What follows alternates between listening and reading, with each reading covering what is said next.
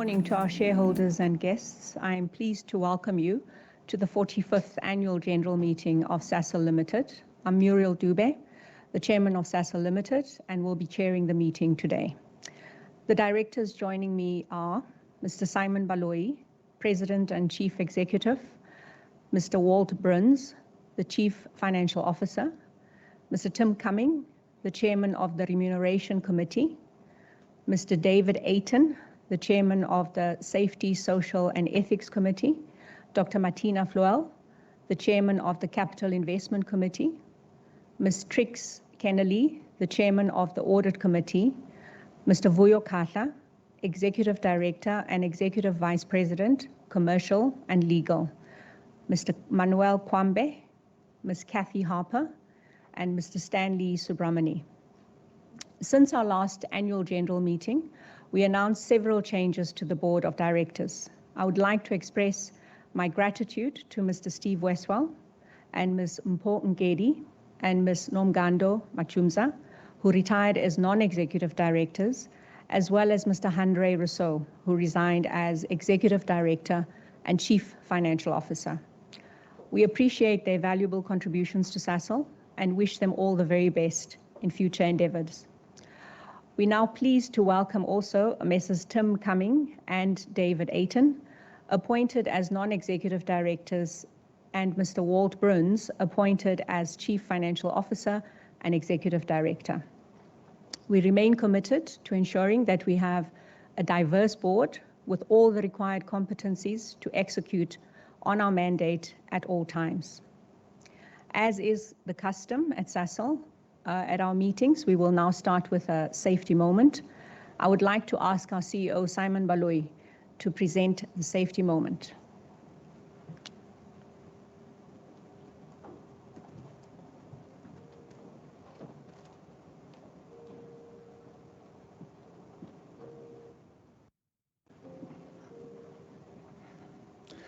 Thank you, Muriel, and good day, ladies and gentlemen. Safety is our #1 priority, and together with operational discipline forms the foundation that underpins Sasol's zero-harm aspiration. With our people at the center of our business, safety is critical and important to all of us. For today's safety moment, I'll reflect on our recent safety performance, including the tragic fatalities experienced in 2024. I will also outline the actions we are taking to advance our journey towards zero harm, ensuring that everyone goes home safely every day.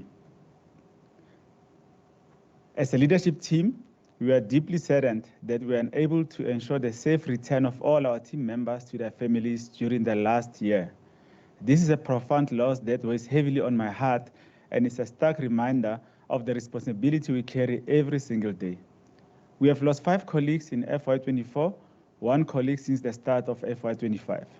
We remember the following colleagues: Sfiso Maduna, Industrial Cleaning Supervisor from Secunda Operation; Ntobisi Mahlobo, a shuttle car operator from Tubelisha Mine; Dumisani Dumile, scaffold builder from Secunda Operation; Kolani Dube, continuous mine operator from Bosisspruit Mine; Francois Lube, electromechanic artisan from Seferfontein Mine; Mzwandile Dlamini, scaffold builder from Secunda Operation. These individuals were more than just colleagues. They were friends, family members, and members of our communities. Before continuing with today's proceedings, I'd like to ask that we take a moment to remember those colleagues who have lost their lives and to share again our heartfelt condolences with their families, friends, and colleagues.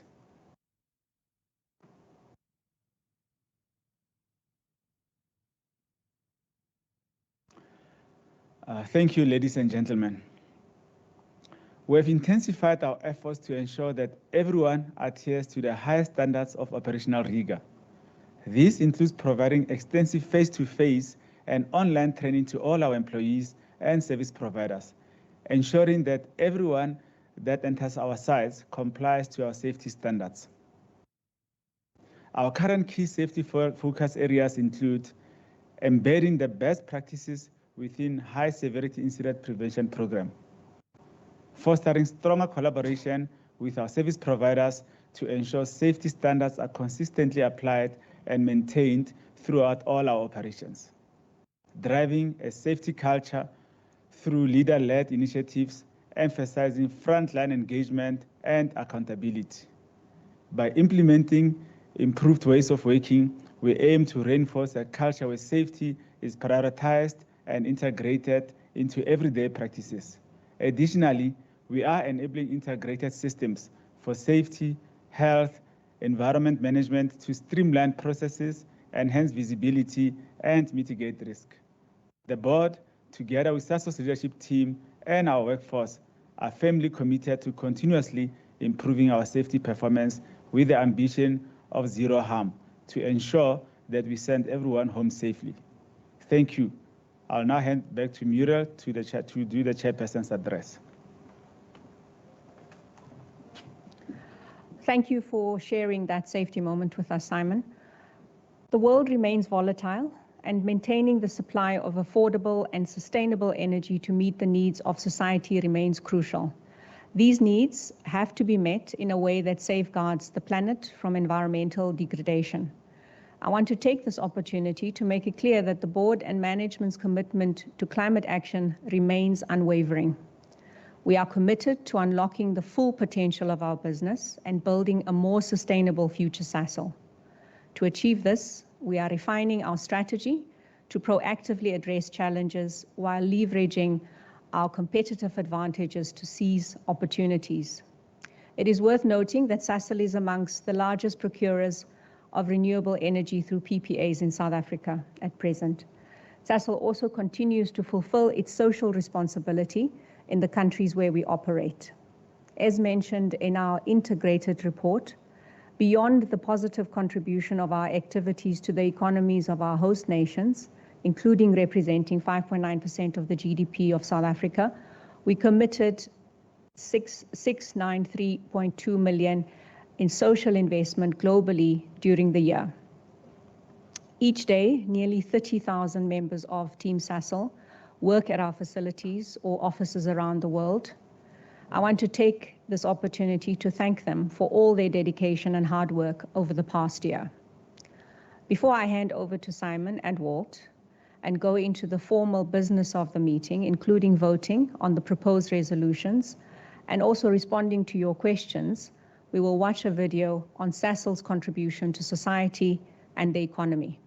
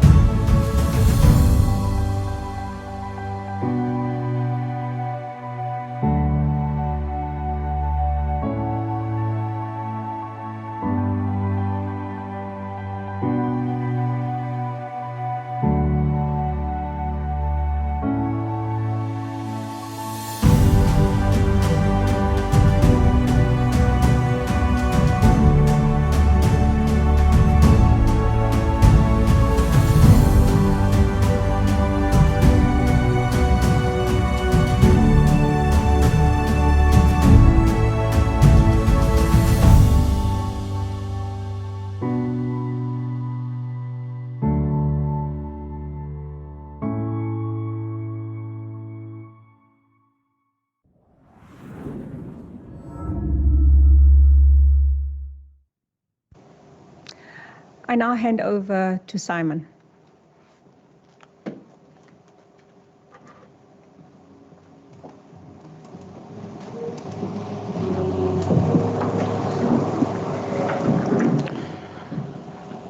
Thank you, Muriel.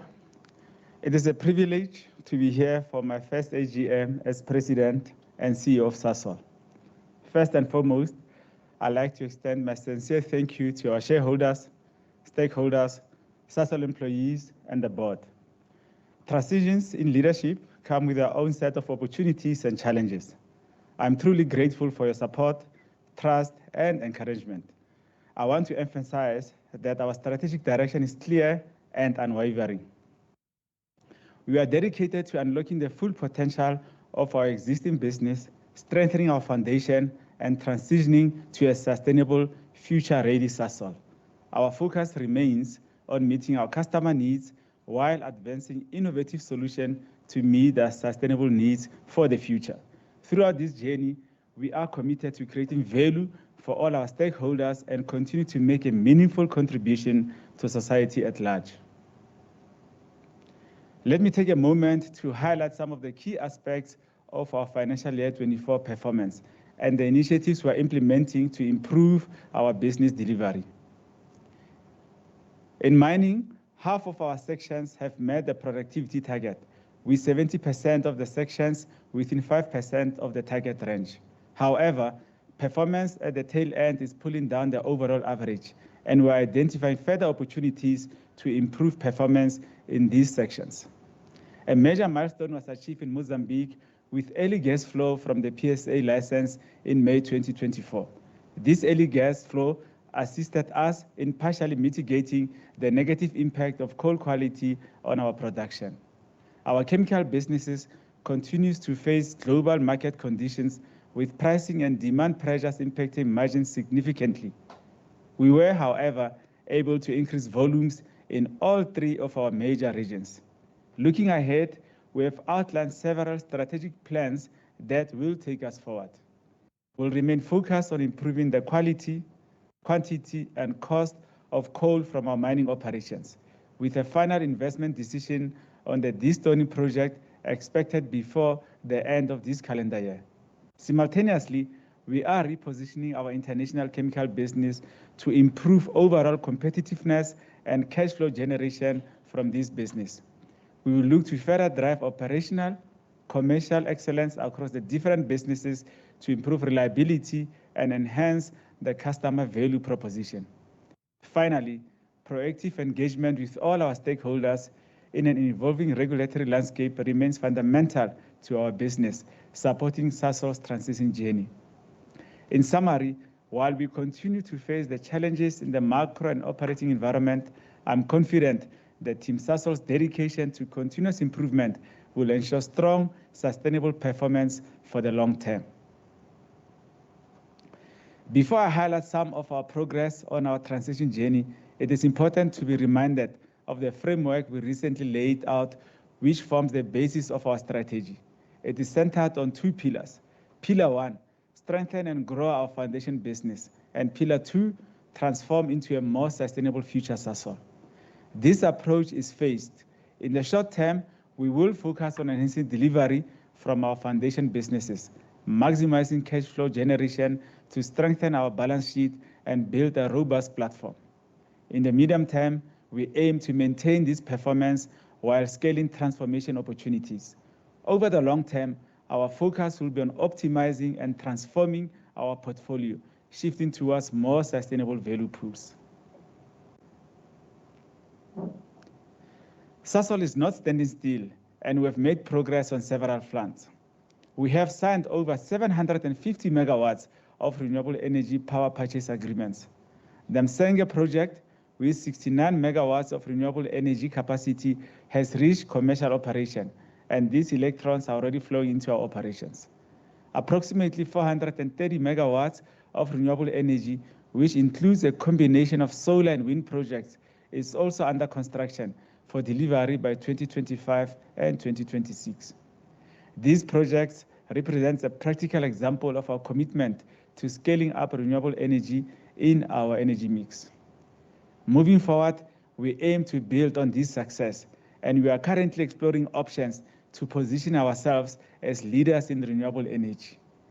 We have successfully concluded our appeal related to Clause 12A of the minimum emission standards in South Africa. This allows us to proceed with the implementation of our load-based integrated solution to reduce sulfur dioxide emissions in Secunda. Additionally, we have extended gas supply to our customers from 2026 to mid-2027. This is critical for supporting the gas industry and serves as a bridge for our customers and the country to transition to LNG.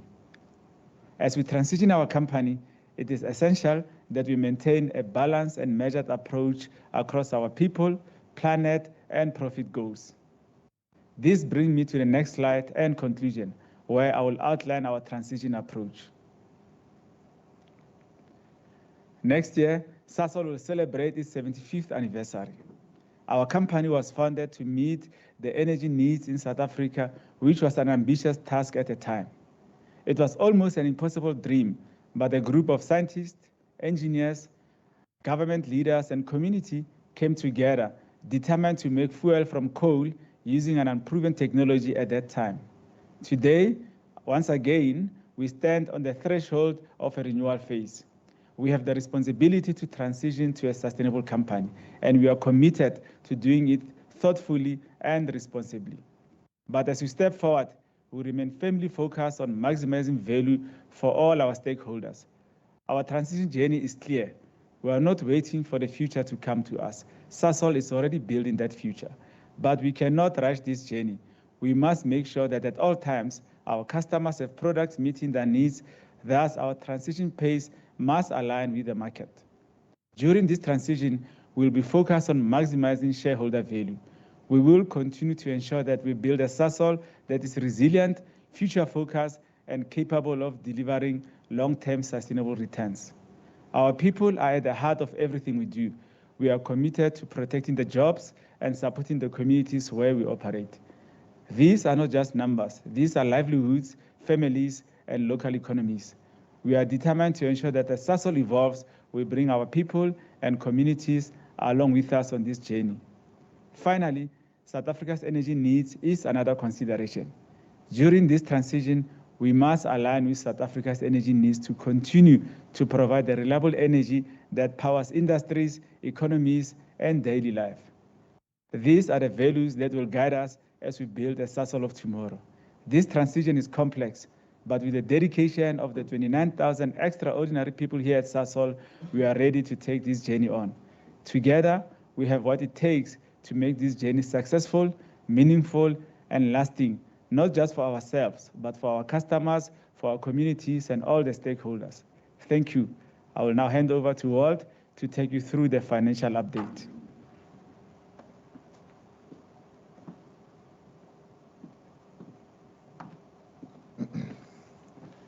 Thank you, Simon, and good morning, ladies and gentlemen. This is also my first AGM as Chief Financial Officer of Sasol, and I'm honored to be part of it and to have the opportunity to share a summary of our financial year 2024 performance with you today.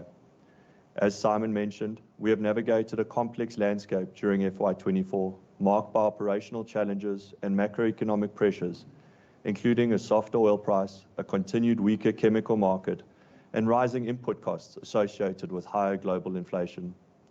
Despite these headwinds, we saw encouraging improvements in the second half of the financial year, reflecting our focus on items within our control, including improved operational performance, strict cost and capital management. My objective as CFO is to build on this momentum, strengthening our financial performance while driving initiatives that will improve Sasol's resilience and ensure sustainable returns for our shareholders. I look forward to sharing more of this with you at our Capital Markets Day planned for May 2025. Turning to the FY24 results, our turnover was 275 billion rand, and while 5% lower than prior year, it remains significant in absolute terms, showcasing that we continue to produce products that customers want. Our gross margin percentage also improved from 44% to 46%, reflecting our efforts to reduce our cost of sales and improve our go-to-market strategy. Looking ahead to FY25, we will continue to drive operational and commercial excellence initiatives to ensure continued higher margin delivery. Our cash fixed costs increased by only 1%, well below inflation, reflecting success in our cost containment initiatives. As part of our journey to reach full potential, we will continue to enforce rigorous cost management practices with a specific focus on external spend. Our adjusted EBITDA for FY24 was 60 billion rand and 9% lower than FY23, with contributions from each of the businesses and regions similar to prior year, and Southern Africa remaining the largest regional contributor. It is important to recognize how the diversification of our portfolio across the energy and chemical sectors and across regions enhances the overall stability and performance of our business and mitigates risk. This diversification has again proven beneficial in FY24, with relatively high energy prices helping to mitigate the effects of lower chemical margins associated with softer market conditions. Unfortunately, a loss before interest and tax of 27 billion was realized, largely to negative non-cash adjustments, most notably the impairment in the Chemicals America segment relating to the specialty chemicals cash generating unit of 46 billion rand net of tax. Although impairments are a non-cash adjustment, management remains committed to clawback value through various initiatives to improve the business performance of the assets within our portfolio. Our capital spend of 30 billion rand decreased by 2% compared to the prior year.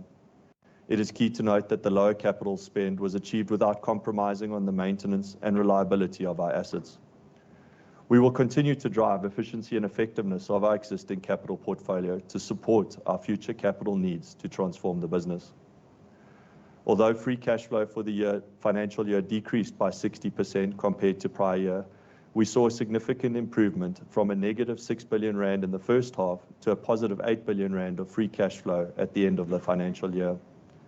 Unfortunately, this was not sufficient to reduce our net debt, and as such, management and the board took the tough decision to pass on the financial dividend for the financial year 24, while also revising our dividend policy, which was necessitated by the significant disconnect in recent years between headline earnings and actual cash flow generation alongside elevated leverage levels.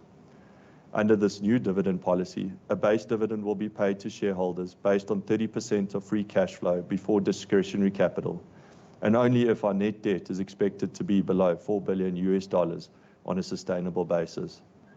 This threshold is critical as it supports our overarching goal of deleveraging the balance sheet while creating financial flexibility to support additional shareholder returns and/or expansionary growth in line with our capital allocation framework. As I close, I would like to re-emphasize our commitment to strengthening and growing our foundation business with solid action plans to improve future cash flow generation while managing the transition in a way that improves shareholder returns. Thank you for listening, and I will now hand back to Muriel.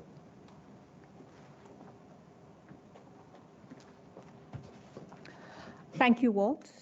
We now turn to the business of the AGM. I am comfortable that the notice of meeting has been delivered to shareholders in accordance with the requirements of the Companies Act, that the attendance register has been duly completed, that a quorum of shareholders is present, and that the proxies received are in order. This meeting has therefore been properly constituted. The register of shareholders of the company is open for inspection, either electronically or physically at the offices of our share registrars, JSE Investor Services. The minutes of the previous AGM were approved by the directors and signed as a correct record of the proceedings. A copy of these minutes can be obtained from the Group Company Secretary's office. Mr. Andre Vlader from Lumi will now explain to us how to ask verbal questions and post written questions as well as vote on the resolutions. Thank you, Chair, and good afternoon to everybody, or good morning to everybody. Apologies. I will take you through a demonstration of how the platform works. So for those of you that are logged in as shareholders, you would have logged in with your webcast as a full screen. In the top right-hand corner, there is a full screen button that you can click on, and that will minimize your screen to the right-hand side of the browser. For those of you that are on smaller devices, such as phones and tablets, your menu options that you'll see on the right of my screen will be on the bottom of your screen. You will notice that the voting is currently open. For those of you that are shareholders, you can click on the voting button on the left-hand side or the bottom of your screen, and you can scroll through all the resolutions. And all you need to do is click on the option you wish to make. You'll see it highlight in a different color, as well as notify you that your vote has been received. And you will repeat that process for each of the resolutions. And at the top, it will let you know how many items have been completed with regards to voting. If you look for more information on how to use the platform, you can click on the info screen or the info button, and you'll get the info screen that will explain to you the various aspects of how to use the platform, including how to ask a written question or how to ask a verbal question. To ask a written question, you'll go to the messaging tab. You will click on the ask a question bar, type out your message, and then hit the send key, and you will get a notification that your message has been sent.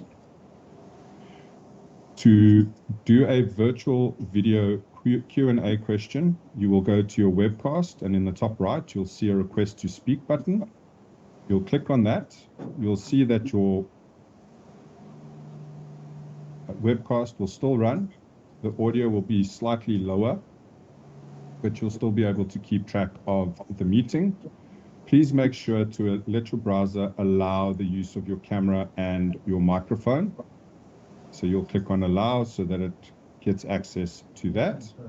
You then wait for it to initialize, and you then choose your camera, your microphone, as well as the speaker in which you want to listen to the meeting from. Once you are ready, you can choose to blur your background, and then you'll click on the green connect button to connect to an operator who will then check your sound, check your video, and then place you into the queue. During all of this, you will still be able to see and hear the webcast until it is your turn to speak. At the point that the chair or somebody facilitating the Q&A asks you to speak, you will be sent to stage by the operator, at which point you will then be able to ask your question to the board. Please stay on the line to complete your entire interaction with the board. So if you do have follow-up questions, please stay connected. And only once you are completely done will you then click on the return to webcast button. Final items is you will see there's a documents tab. If you want a link to the notice of the meeting, you can click on that and the notice will open in your browser. And then we do have profiles of some of the NEC, the executives and the board available for you to see and go through. If you do struggle, at the bottom of the info page, there is a support helpline where you can either email support or WhatsApp support, or you can send us a support query using the messaging tab, the same as you do for the Q&A. And with that, Chair, I would like to hand back to you. Thank you, Mr. Vlada. As chairman of the meeting, I am charged with maintaining order to facilitate the business of today. We are here today to conduct the business of the AGM as prescribed by the Companies Act and set out in the notice of AGM sent to you on the 17th of October 2024. As allowed for in Sasol's Memorandum of Incorporation, I hereby declare that all resolutions will be voted on by way of a poll. Voting is now open on all resolutions, and you can vote on any resolution at any time until the voting is closed. I'll give you a few minutes warning before voting is about to close. We are anticipating many questions, so I ask as courtesy to all shareholders that you ensure that your questions are concise and are posed in English. Please do not repeat any questions already asked. We will do our best to ensure that everyone's questions are answered. However, please note that where Sasol is dealing with litigation, any instruction or conversation between a client and its legal counsel is protected by the principle of legal privilege. This protection ensures that instructions and confidential communication pertaining to legal advice is safeguarded by the law. Sasol will not waive any of these rights and therefore will not answer questions aimed at a discussion of the merits and the strategy adopted in relation to any ongoing litigation. To expedite the process, we will be taking your questions in batches of 4. Given that the meeting is virtual, Mr. Alex Anderson will read out the written questions. Please note that although questions might be paraphrased or summarized, the full written question posed is still visible to all directors and shareholders on the electronic platform. Mr. Anderson will also read out the name of the shareholder who wishes to ask a question online, and that shareholder's microphone, and should the shareholder wish, his or her camera will then be activated. Turning to resolutions, the following matters have been placed before shareholders today. The full text and explanations have been provided in the notice of the AGM, and I will therefore provide a brief summary only. In relation to the annual financial statements and the social and ethics report, we have the annual financial statements for the financial year ended 30 June 2024, the reports of the directors, the audit committee, and the external auditors, as well as the report of the Safety, Social and Ethics Committee. Then, as far as non-binding advisory resolutions are concerned, number 1 is to endorse the company's remuneration policy. Number 2 is to endorse the implementation report of the company's remuneration policy. Turning now to ordinary resolutions. Number 1, to re-elect by way of separate votes the retiring directors. First, Ms. Kathy Harper, Mr. Vuyo Kahla, Ms. Trix Kennelly, Mr. Stanley Subramani. Brief biographies of the directors who have offered themselves for re-election were included with this notice. Ordinary resolution number 2 is to elect by way of a separate vote the directors who were appointed by the board to fill vacancies. Mr. Simon Baloyi, Mr. Walt Bruns, Mr. Tim Cumming, and Mr. David Ayton. Brief biographies of the directors to be elected were included with this notice. Ordinary resolution number 3 is to appoint KPMG as independent auditor. Ordinary resolution number 4 is to elect by way of a separate vote the members of the audit committee. And these are Mr. David Ayton, and this is subject to his election as a director in terms of ordinary resolution number 2. Ms. Kathy Harper, subject to her re-election as a director in terms of ordinary resolution number 1. Ms. Trix Kennelly, chairman, subject to her re-election as director in terms of ordinary resolution number 1. Mr. Stanley Subramani, subject to his re-election as director in terms of ordinary resolution number 1. Brief biographies of the audit committee members to be elected were included with this notice. Turning now to our special resolutions. Special resolution number 1 is to authorize the board to approve that financial assistance may be granted by the company in terms of sections 44 and 45 of the Companies Act. Special resolution number 2 is to authorize the board to approve the general repurchase by the company or by any of its subsidiaries of any of the company's ordinary shares and or Sasol BE ordinary shares. Special resolution number 3 to authorize the board to approve the purchase by the company as part of special resolution number 2 of its issued ordinary or Sasol BE ordinary shares from a director and or prescribed officer of the company and or persons related to the director or prescribed officer of the company. I will alert you when voting is about to close. We now move to the general question and answer session, and I now open the floor for questions in relation to the resolutions proposed. Thank you, Chair. We have a few questions online. I will start with the first three that we have in front of us. First one from Mhluli Mncube relating to director elections.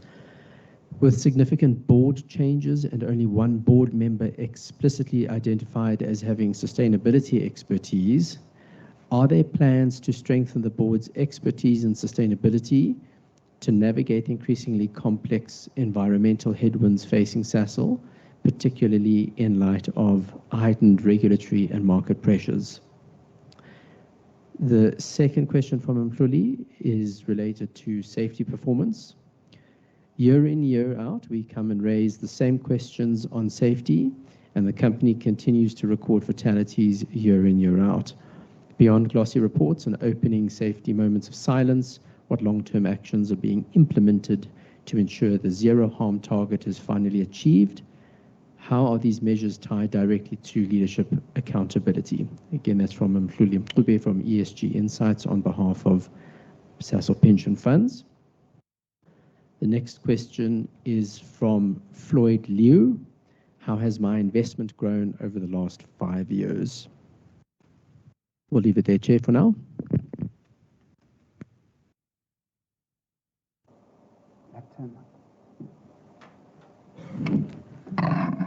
Thank you very much for those questions from Mr. Mhluli. In as far as the board skills are concerned in relation to expertise, climate expertise, just important to note that as a collective, the board has the necessary skills and experience to ensure that the success of our transition. As part of our succession plan, we continue to augment the necessary skills and experience required for our future Sasol journey. At the moment, we have very specific members on the board that have the required skills, including Mr. David Ayton, who has recently been appointed and has extensive experience in energy transition. Our other members on the board that have related experience is available and has been published in our integrated report. And I kindly ask you to turn to the biographies that are on our website, as well as page 130 of our IRR. Then in relation to safety, the question and the concern that has been raised is understandable. And our aim remains to send everyone home safely every day. In relation to the fatalities that have occurred, we ensure that no stone is left unturned in terms of us understanding what went wrong and making sure that the lessons that are learned are fully implemented across the organization. Our HSI program still remains valid and is comprehensive and is the backbone of our safety, health, and environmental program. We continuously look at ways in which we can improve our safety performance and can assure you that zero harm is a real objective that we are committed to. The third question was how has your investment grown over the last 5 years? And I will hand over to Simon. Thank you, Floyd. The investment, I mean, in any company is measured in the share price. So I know where you're asking the question from, and yeah, we want to assure you as the current management that we committed to creating long-term shareholder value going forward. You see, I've clearly outlined the strategies that can help us and the pillars that are going to be key in helping us to make sure that we turn our business around and we create long-term shareholder value. We have outlined the strengthening pillar, which talks to making sure that our foundation businesses are improved across the globe to maximize the cash flow generation. Once we do that, we'll be able to strengthen our balance sheet, thereby creating shareholder equity. And that strong balance sheet will allow us to progress on our transition journey. However, as I've indicated, we are not standing still. We are hard at work defining how our organization is going to look forward, how our organization is going to look like going forward, and we will share more details with you at the CMD 25, which is coming in May, where we're going to ensure that we strengthen this foundation, and then this foundation can allow us to create a long-term shareholder value. Thank you, Simon. I think those are the 3 questions that were asked. Have we got further questions? We do, Chair. Thank you. The next question from Mhluli Mncube from Insight SA. It's an environmental question. Environmental impacts and decarbonisation efforts. While Sasol has committed to a 30% reduction in emissions by 2030 and net zero by 2050, how does the board plan to address shareholder concerns regarding the pace and effectiveness of its decarbonisation efforts? The next question is a voice question from Karishna Bhulia.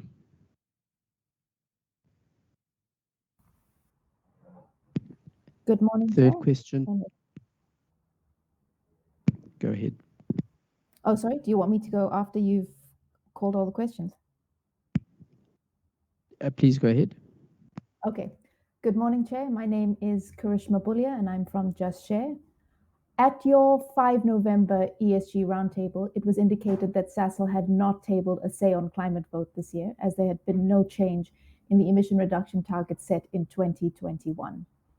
This explanation doesn't make sense because you tabled votes in 2022 and in 2023, even though the targets had not changed in those years either. In any event, once you have provided details of your optimized emission reduction roadmap at next year's Capital Markets Day, do you intend to resume the annual climate votes for shareholders? I have a second question. Should I continue with it now? You may proceed with your follow-up question. My second question is, in 2021, when the Competition Tribunal approved the merger between Air Liquide Large Industries South Africa and the 16 air separation units owned and operated by Sasol, one of the conditions of that merger was that Air Liquide committed to a reduction in carbon emissions associated with the ASUs by 30% within 10 years. Has the Competition Commission engaged Sasol and Air Liquide since 2021 on progress in achieving this commitment? Thank you very much. Those are my 2 questions. Thank you, Karishma. And we will take the 4th question, Chair, which I will read from Mhluli Mncube again from ESG Insights. It's related to financial performance. The FY24 financial performance, with a reported loss of 27.3 billion rand and significant impairments, is appalling to say the least. How is the board addressing these financial challenges, particularly in relation to improving cash flow generation and reducing net debt to below the $4 billion threshold? Those are the questions for now, Chair.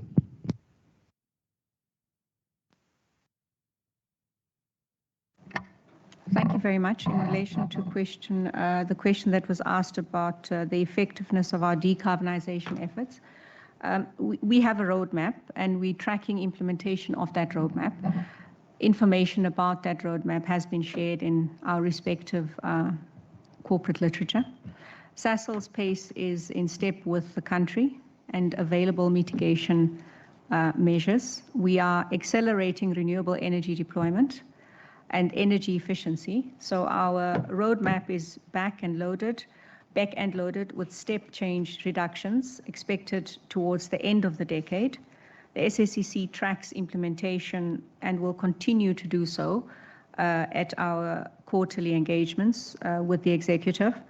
And we also have the right incentives in place and the right proof points that we monitor along the journey.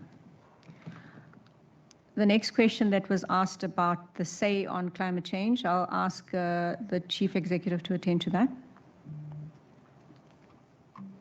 Thank you. The question was from Krishna. Krishna, thanks for your question. You're asking about the resolution. Yes, you remember we did indicate that we're busy, hard at work now to redefine how we're going to implement our ERR, and we will share that work, at CMD. And that is why we didn't table the resolution. So after we've done that work, we will continue to table the resolution. And suffice to say, at this point, as Muriel has just said now, that our roadmap, we will continue to follow that roadmap in terms of energy efficiency, making sure that we increase the renewable energy intake into the factory, and then consider other measures to make sure that we adhere to what we have planned to do. And as we do this, we will, make sure that we maximize the output from our factories as well. So we're going to do that during this transition phase. On the question on Air Liquide, yes, that is a condition with the Competition Commission. I'm not going to speak to Air Liquide, but I can also tell you that the renewable energy that we're also procuring in step and in line with them, and that will help them to meet the commitment that they've made after 10 years. Thank you, Simon. In relation to Mr. Ngube's fourth question about the FY24 performance, I hand over to Walt. Yeah, good morning. Thank you for the question. I think, we're equally disappointed with the performance in FY24 with regards to the loss. I think you correctly addressed the need to improve the cash flow generation. And how do we do that? I think the first line that we will, is the revenue line. We have a lot of spare capacity in a number of our plants that we can sell out. So we have this latent potential within our units. We will reduce our cost base through, as I mentioned in my speech, predominantly around the external spend, where we spend significantly on items within our procurement space. And then I think, as I mentioned, at results around the asset optimization, we'll continue to look at assets that are non-performing and make some decisions with regards to those assets. And in so doing, I think we'll lift the free cash flow generation from our business. We use that free cash flow in line with our capital allocation framework to pay a dividend to our shareholders, and then at least equal to 30% of that. And then we can make some decisions with regards to further reducing our net debt, allocating more to shareholders, or potentially looking at some growth capital that we might pursue. Thank you. Thank you, Walt. We have the next 4 questions. Chair, just a question, reminder of the questions from the call from Karima Bulia.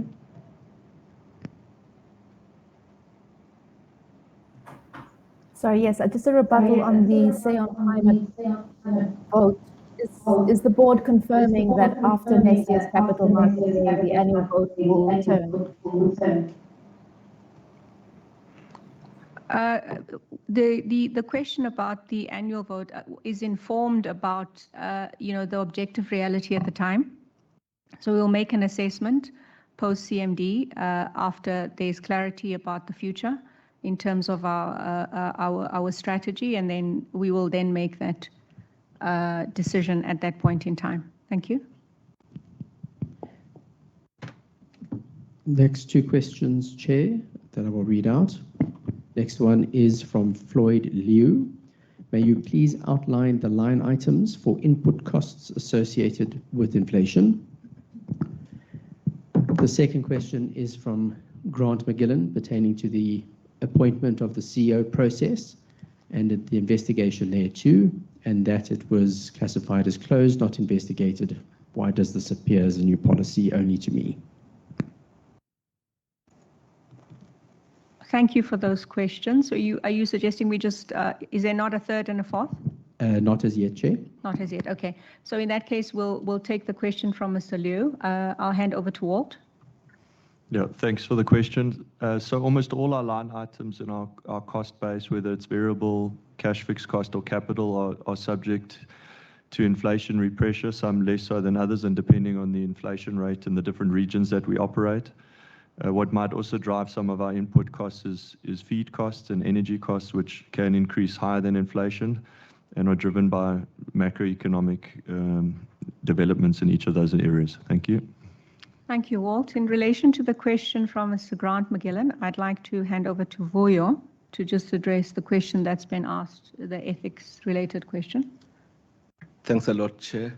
Mr. McGillan, I'm a little bit surprised that this question is coming up again, particularly in light of the fact that the former chairman of Sasol, Mr. Steve Westwell, had indicated the process that had been carried out in respect of the filling of the vacancy or the vacancy that was to be created of the CEO, and had indicated that that process was acted on consistent with what had been said by the board, and the fact that you were not invited to participate or be considered in the final determinations around the CEO was not inconsistent with that process. And so in light of that, that call was properly closed, even though it had not been sent for investigation, based on the fact that the matter had been properly dealt with and was consistent with the process that had been determined by the board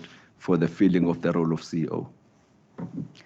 And just to say in conclusion that the board fully supports the process that was followed to appoint the chief executive. We've made the right decision, and we are more than content with the decision that was made, and the process had integrity. Further questions? Chair, the next question is an audio question from Tracy Davies.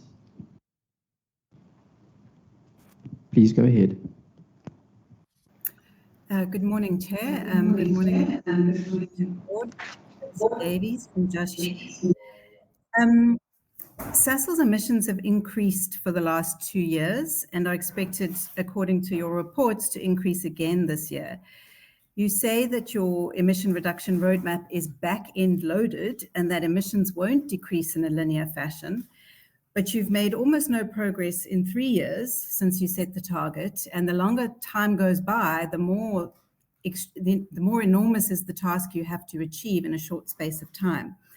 When you set your 2030 targets in 2021, did you genuinely think that they were achievable, or were you being overly optimistic in an effort to appease shareholders and climate activists? And one more question, Madam Chair.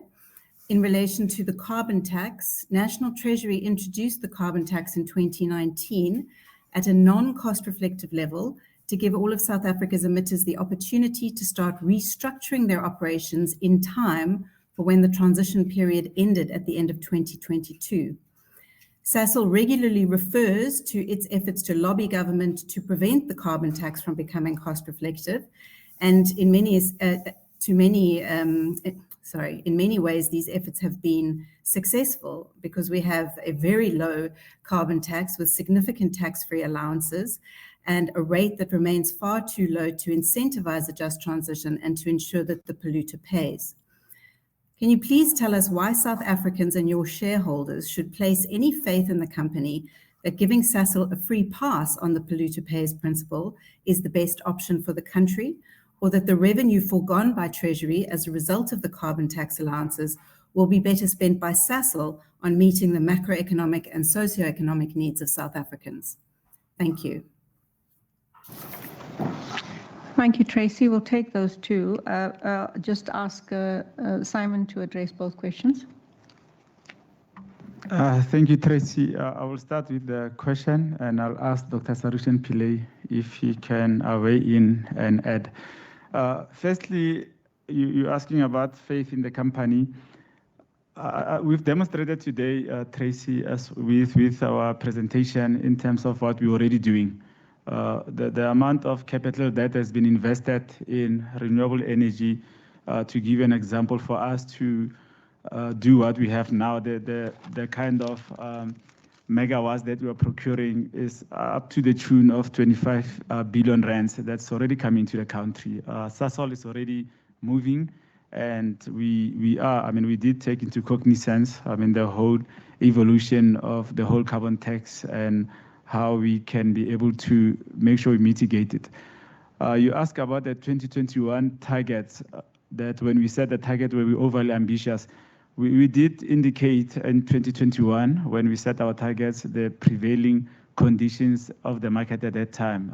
As you well know, gas was, one of, those big components that we needed, and we did indicate as soon as that was not available anymore that we have to relook at our ERR to make sure that we optimize it, because we don't have gas, so we have to optimize it. And I did indicate during the results roadshow as well, when I gave the financial year 24 year-end results, that as we optimize the ERR, we'll also make sure that we maximize the Secunda facility.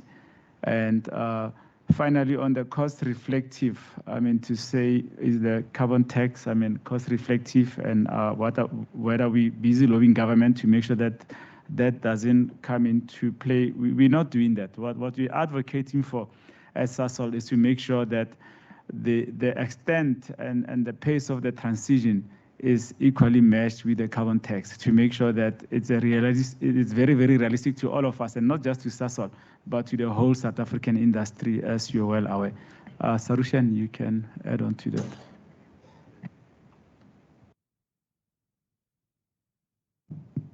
Thank you, Simon.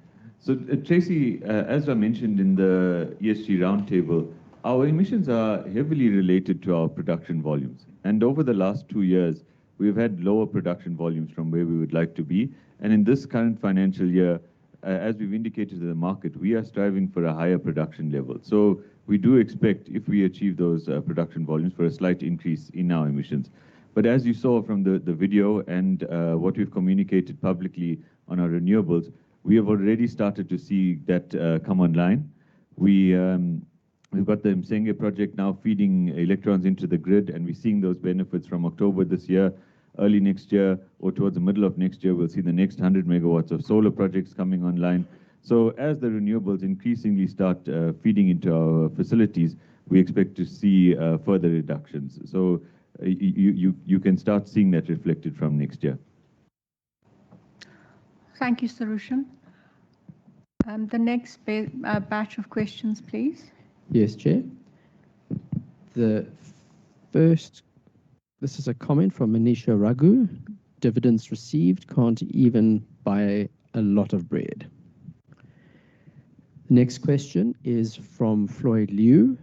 May you please explain the new dividend policy in layman's terms? I have the distinct feeling that many shareholders of my BEE ilk would not understand half of the almost AI-generated presentations. Third question is from Grant McGillen. Question to the CEO, when does he scenario planning-wise predict the closure of the company, bearing in mind the circa 60% decline in the share price during his appointment period of 12 months? That's it for now, Chair. Thank you very much, Floyd, for your question. We will refer to the CFO. Thanks, Floyd. So just in simple terms, previously our dividend policy was based on a percentage of earnings and not on actual free cash flow. What happened over time is that our earnings and cash flow were separated from each other or diverged because our depreciation expense was much lower than capital expenditure. To avoid us paying dividends, or to ensure that we pay dividends rather from free cash flow generated from our operating activities, we therefore changed the policy to 30% of free cash flow. And that ensures that we can afford the dividend and not pay it out of debt or something like that. Thank you. Thanks, Walt. Over to you, Simon, for Mr. McGillen's question. Hello, Grant. Yeah, thanks for your question. In terms of prediction, we will never shut down the company. As I've indicated, we're working very hard to make sure we maximize the cash flow generation by taking decisive steps at our global operation, both in Southern Africa and internationally. Here at home in South Africa, we're busy working hard to fix the feedstock. We did indicate to the market that what is holding the South African business back was the quality of coal into our operations, and we will be taking FID on the destoning project before the end of this month, and we'll start implementing that project at pace. That project is going to allow us to maximize the production from our Secunda operation. And internationally as well, we did indicate to the market that we're busy. Even though we're facing very, very tough market condition in the chemical market, we are busy with self-help measures. We've not remained still. So we're busy with self-help. We are completed with the restructuring and transitioning of the top layers in the organization, and we will continue with the rest of the organization to take out cost to improve our cost position. And yeah, so we're busy with those interventions. And finally, the renewables progress that we're making for us is just a seed. We were busy as part of the CMD work exploring various options to make sure that we are a significant leader and a major player in the renewable energy space going forward. So I think with that, we're confident that we will strengthen our balance sheet. With a strong balance sheet, we're going to create ourselves a very, very strong platform to make sure we transition the company. Thank you, Simon. Further questions? Yes, Chair. 2 audio questions. I will now ask Mahluli Mncube to please go ahead.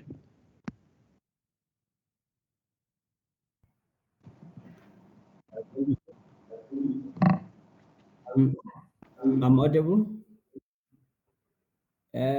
Chair, I would like to lean on my question on safety because I felt that the response that you gave was did not give gravity to the question that I was posing, and also the gravity of the issue at hand. I think we have been posing issues on safety since 2010 from one chairman to the other. And the issue is you keep on giving the glossy reports and opening safety remarks of silence. But we are saying, when are we going to achieve the target of zero harm? And also, how are we going to directly tie this to leadership in terms of saying what sticks are we beating up executives or the board in terms of safety? Because we feel that year in, year out, this issue is not given the gravity that it deserves, and also executives are not penalized beyond just remuneration.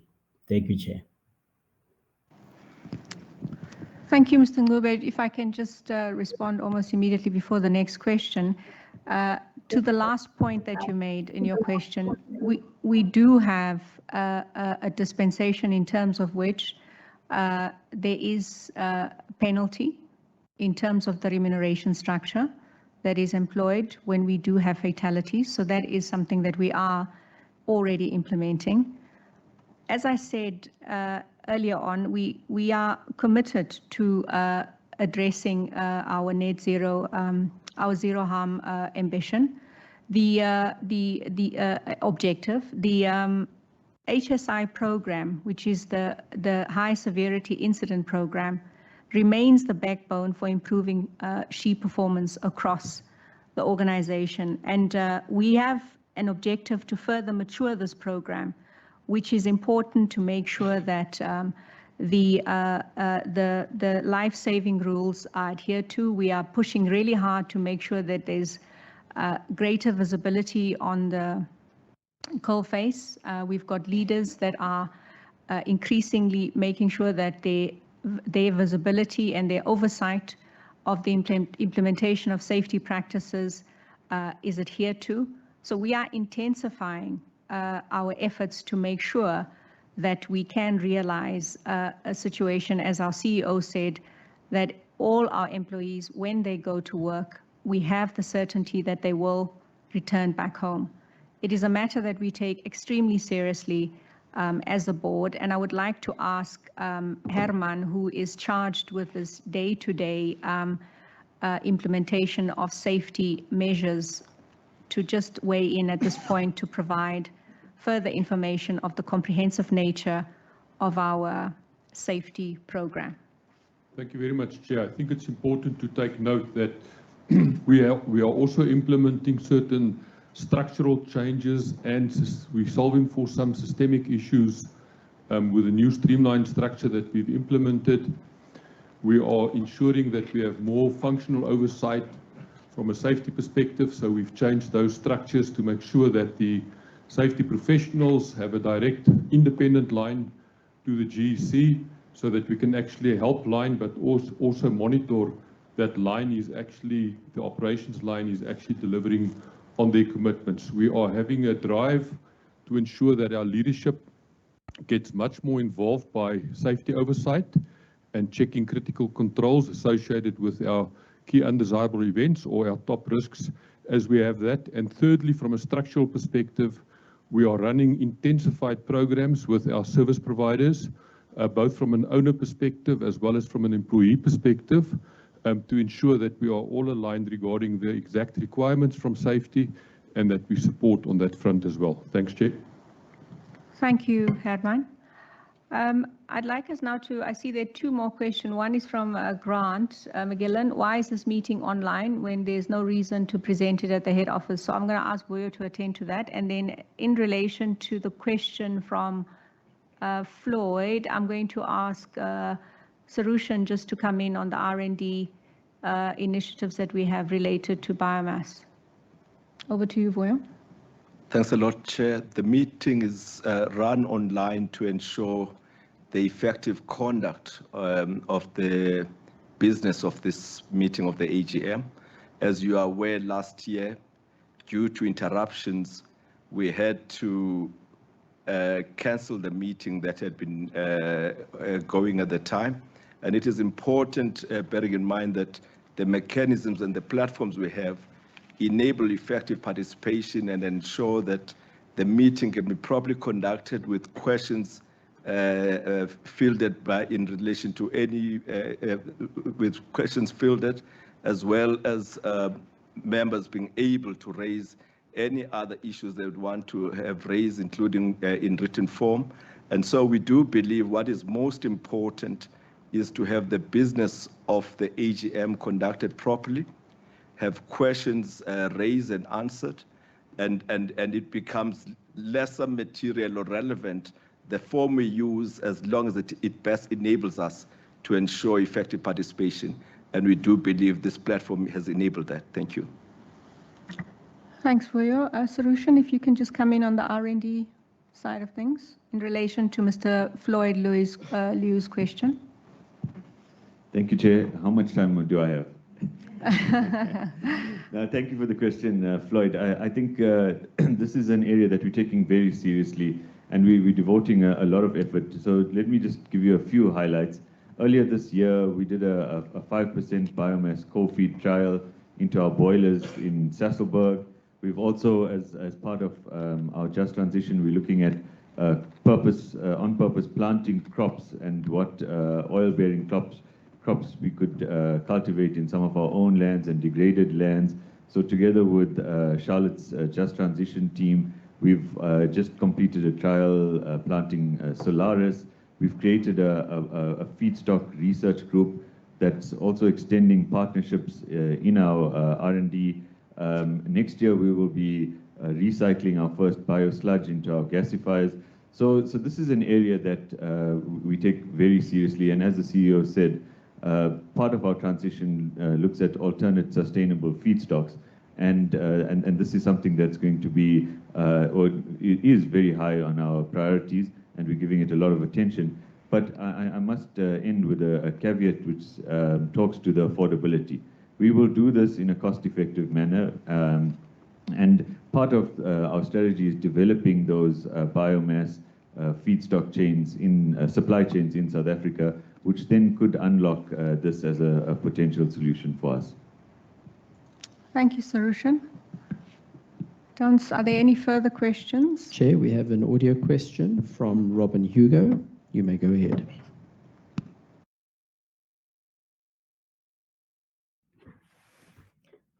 Hello, Chair. Am I audible?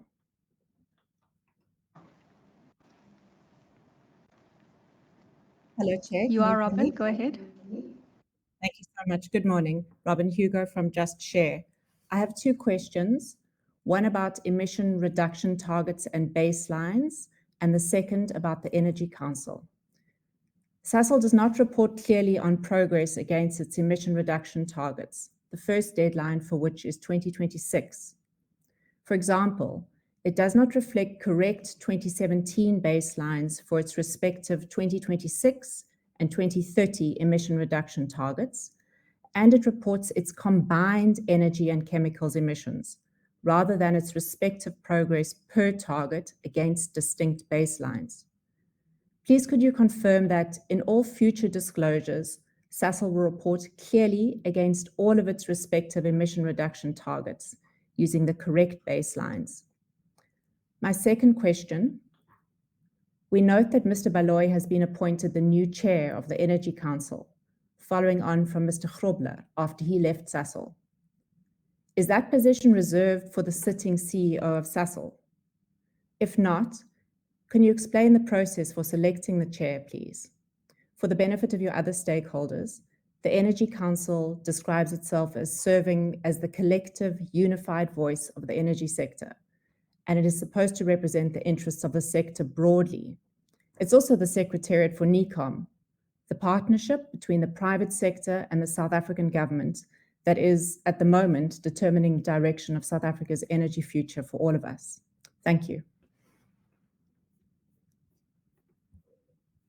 Second question on the Energy Council, I'm going to ask Vuyo to attend to that.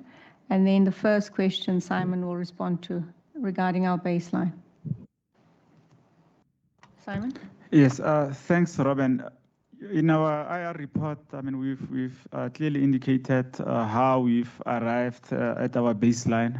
It is possible to disaggregate between chemicals and, energy. But you remember when we set a target, for us, it was a 30% target reduction for the whole organization. So we will, there's no issue we can, show where everything is, but we will continue to still aggregate and show the reduction for the whole organization. Thanks, Simon. Vuyo, on the Energy Council. Thanks a lot, Chair. I think the first important point to make is that the determinations around the members of the executives or chairs of the board or chairs of the Energy Council, those are not matters that are dealt with directly by Sasol Limited. They're dealt with by the Energy Council. We do believe that as participants in the Energy Council, the members of the Energy Council take into account individuals who can make a contribution to enable effective leadership, take into account the vast challenges that are faced by South Africa in respect of energy transition. And when one takes into account that and the contribution that members would have considered that would be made by Simon, that decision would have informed the decision. And we don't see that position as being reserved for Sasol. That's not the rule in relation to the Energy Council. It is not reserved for Sasol, but each individual has been elected on their own merit. Thanks. Thank you, Vuyo. I just want to provide further color to the answer that was provided to Robin in relation to our reporting. It's not correct that Sasol has been inconsistent in reporting against its target. The baseline for the energy business remains 63 metric tons and 4 million tons. And for the international chemicals business, it is 2.8 million tons. In 2022, following the sale of Air Liquide for our oxygen trains, there was a rebaselining that was conducted according to the Greenhouse Gas Protocol rigorous rules, as Simon indicated. This was transparently disclosed in the 2022 climate change report. If you can look at page 11 of that report, we do provide information related to that. And we followed the protocol, which mandates that divested assets are subtracted from the base year target, and that this rule was then applied in the way that we reported that. Are there any further questions? I think there's a comment from Floyd Liu to say, Vuyo, the online platform gives shareholders like me from the Northern Cape meaningful opportunity to participate. So that's just a comment. Any further questions? No further questions at this time, Chair. No further questions. Okay. If that is the case, I see there's a question from Grant McGillen about the share price, which is validates that the CEO's appointment was incorrect. Please change the CEO. Absolutely not. Next question, please. No further questions, Chair. Thank you very much. I think we are at a point where we want to, I'm sorry, I just need to get to the next part of the proceedings.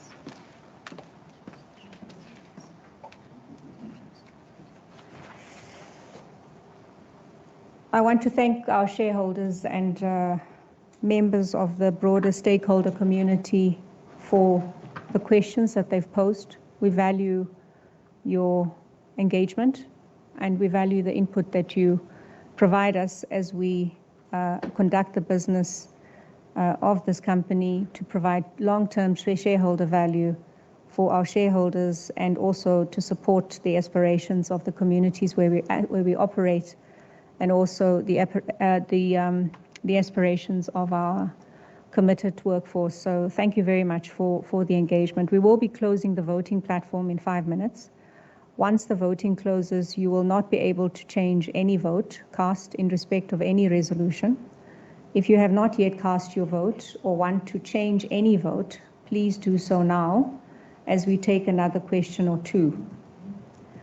There is a note there that says, thank you for your responses. Please refer to sections 4.1 and 5.1 of John Shares 11 November investor briefing, which sets out in detail the inconsistencies. I think we've addressed that concern. Any further questions? No further questions, Chair. Thanks again for the questions. The polls are now closed and all votes have been counted. Or are we meant to wait for another 5 minutes? Okay, my apologies. We are meant to wait for 5 minutes before we are able to close and provide details of the results. Thank you.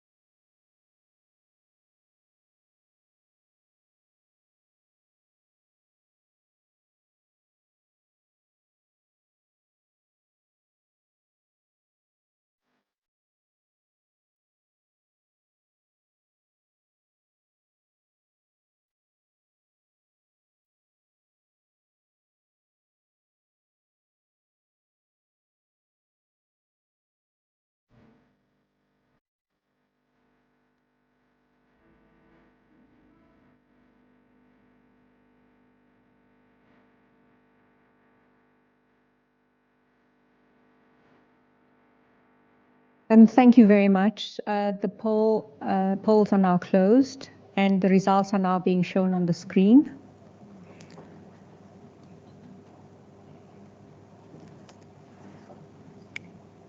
So if I can look at ordinary resolution number 1 has passed. That's to endorse a non-binding advisory basis. That's on the REM policy. Then advisory resolution number 2 has also passed, and that's on the non-binding advisory basis. That's the implementation of the company's remuneration policy. Ordinary resolution number 1 to re-elect Ms. Harper, and then also the re-election of Mr. Kahla, Ms. Kennelly, and Mr. Subramani. All those ordinary resolutions have passed. That's 1 to 4. And then the ordinary resolutions 2, 1, 2, 3, and 4 to elect directors Simon Baloyi, Walt Bruns, Tim Cumming, and David Ayton. All those have also passed. The appointment of KPMG as our auditors, that's ordinary resolution number 3, has also passed. Ordinary resolution 4.1, which is for the audit committee, appointment of Mr. Ayton. 4.2, Kathy Harper. 4.3, the chairman of the audit committee, Mrs. Kennelly. And ordinary resolution number 4 for the appointment of Mr. Subramani. All those have been voted in favor and the results are there. As far as the special resolutions are concerned, number 1, to authorize the board to approve financial assistance, that has been passed as well as number 2, to authorize the board to approve the general repurchase of shares by the company. And then special resolution number 3, which is purchase of the company's shares from a prescribed officer, that has also passed. This concludes the business of the 45th Annual General Meeting of Sasol. Thank you for your attention. Please stay safe and goodbye.